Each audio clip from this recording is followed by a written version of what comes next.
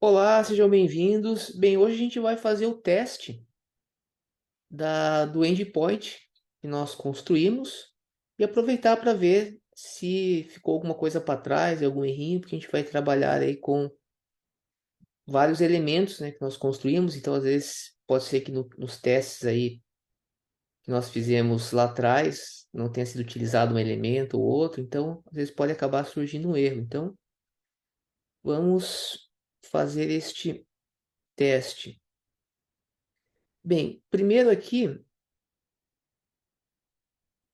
para facilitar, eu já criei um script aqui, tá? Depois você vai ter esse arquivo que vai se chamar API test e ele vai executar um arquivo chamado API test.js que está aqui na raiz do projeto API test.js. O que acontece? Para nós fazermos o teste de requisições POST, nós não conseguimos fazer conforme nós estamos fazendo o GET, usando ali o próprio browser mesmo.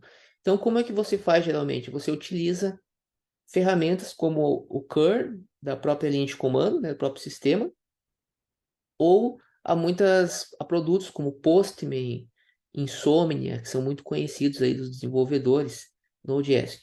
Mas como nós temos aqui o método request, então eu já criei aqui uma espécie de Postman Insomnia particular que vocês vão ter o arquivo e depois, se vocês quiserem, não vamos refazer tudo, porque basicamente é apenas uma configuração básica de uma requisição POST, onde a gente vai daí utilizar, vamos testar os dois casos, tanto para o caso de criação de transação, que é o caso lá que nós já estudamos, quanto o caso de envio, que é o Standard Transaction. Então a gente vai por meio desse código, nós vamos implementar essas duas formas, os dois tipos de transação, explorando o endpoint que nós construímos, que é basicamente account transact, conforme nós vimos na aula anterior. Então aqui eu tenho basicamente nessa configuração, só vou explicar um pouco rapidamente para vocês. Nós temos aqui definido uma base URL,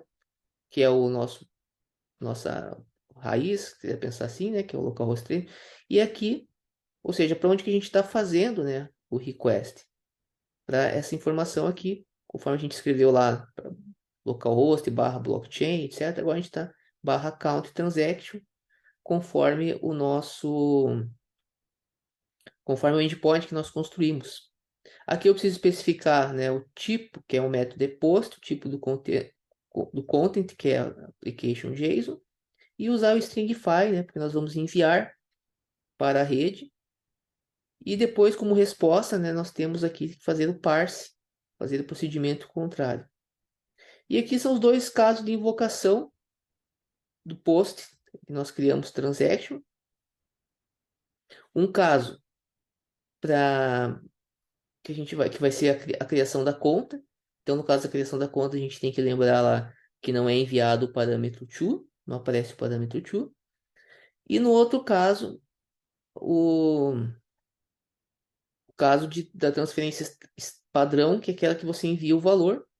E aqui nesse account data nós estamos buscando o endereço. Estamos utilizando a, o que nós construímos, né, quando nós criamos a classe account.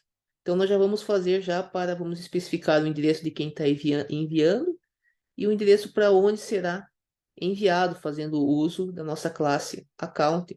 Então essas informações estão aqui no transaction data, especificamente no endereço, tá? Então é basicamente isso. E agora a gente vai testar, né, para ver se está funcionando. Então vamos agora compartilhar com vocês a outra tela. Só parar primeiro. Estava fazendo uma aplicação aqui. Então deixa eu aqui. Beleza, então eu gosto de compartilhar com vocês aqui. Então o primeiro ponto aqui é rodar a nossa API, que vai ser o npm rundev, vai ser um monte de coisa menos que eu quero. npm rundev, certo? Perfeito. Agora, compartilhar a outra.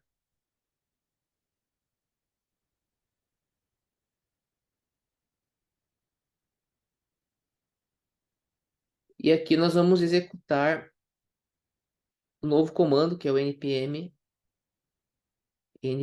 run API, né? Teste que nós criamos lá, novo script no package.json. Então observe que aqui, ó, aparece uma mensagem que not destruct property to of rec.body as it is undefined. Por que que isso está acontecendo? Por causa que, vamos lá no, deixa eu ir lá no código. Antigamente, para tratar essa questão, a gente tinha o body parser. Agora a gente não tem o body parser, ele está body parser está deprecated, né? E nós temos que resolver isso de outra forma, mas o próprio Express já trata isso agora. Nós podemos usar aqui o Express direto. Então nós vamos lá na API index, não. Isso aqui está no aqui mesmo. O que a gente vai fazer? Para não ter esse problema, a gente vai usar app.use e vai especificar para o Express aqui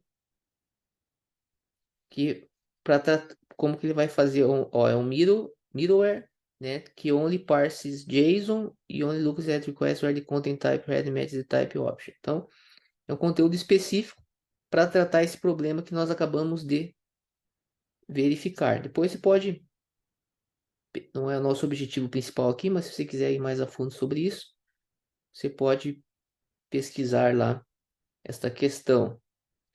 Mas isso é bem básico de requisições aí utilizando o Node.js.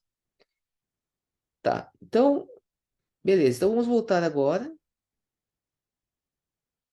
e vamos rodar novamente a nossa API para ver se deu certo. Agora está aparecendo aqui message UID is not defined. Então, o que que isso quer dizer? Bem, a gente vai ter que verificar no nosso arquivo.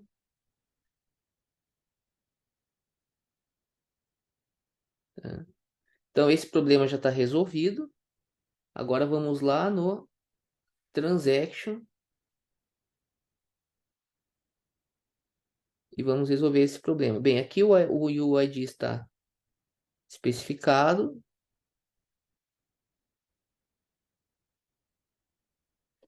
Ó, repare que aqui não, porque aqui eu tenho UID V4, a gente teve que fazer aquela alteração lá, e aqui não está feita a alteração. Então, agora provavelmente vamos resolver.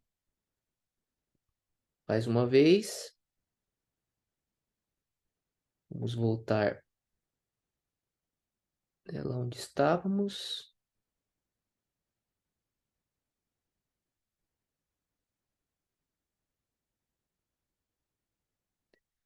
Bem, aparentemente deu certo. Ó, veja que eu tenho assinatura, mas ó, tá aparecendo um from 1000 aqui e to 1000. É muito estranho isso, né? Porque teria que aparecer um endereço. Então vamos verificar lá na conta agora o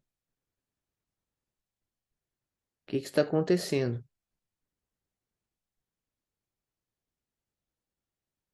Vamos lá, né?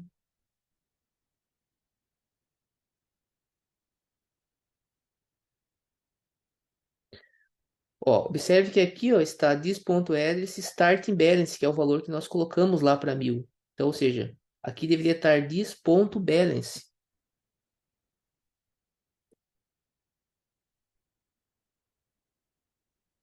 Agora vamos voltar